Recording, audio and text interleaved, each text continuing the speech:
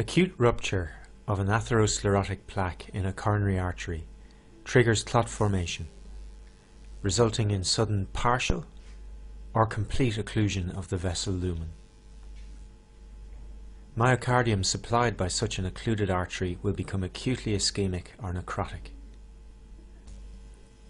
Pathologically, persistent complete occlusion of a coronary artery may ultimately result in infarction of the entire thickness of the region of myocardium it supplies. In contrast with partial occlusion, ischemia is primarily focused on the subendocardial region of the affected myocardial wall, and if infarction develops in this situation, it tends to be localized to the subendocardium.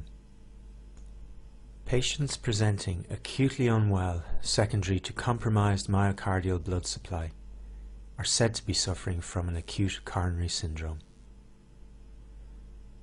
Based on clinical findings, ECG abnormalities and blood test analysis, acute coronary syndromes can be divided into three categories: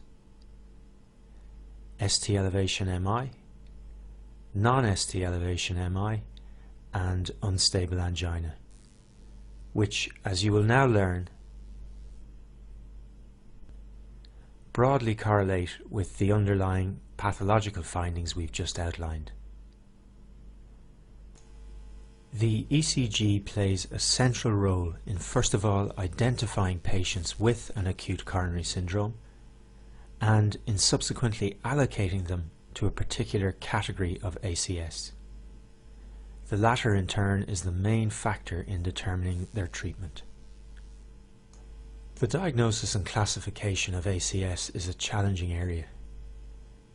Remember, we are essentially trying to make a histological diagnosis, myocardial ischemia or necrosis, using a combination of patient history, blood markers, and surface electrical recordings, the ECG, all of which have major limitations.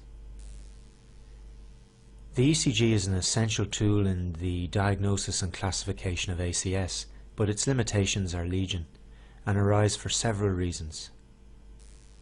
Firstly, many of the ECG changes of ACS are present as a normal variant on the ECGs of a proportion of the population.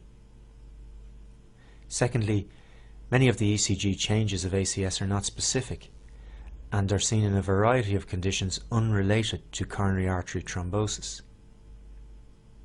Also, the standard 12-lead ECG has a poor view of several anatomical regions of the heart. It is possible for an initial ECG to appear completely normal in a person suffering an acute MI. And finally, ECG changes may persist following resolution of an ACS. While this generally has no consequences for the patient, it makes the interpretation of ECGs at subsequent presentations difficult. For these and other reasons, the ECG is always interpreted in clinical context, and when available, old ECGs should always be reviewed.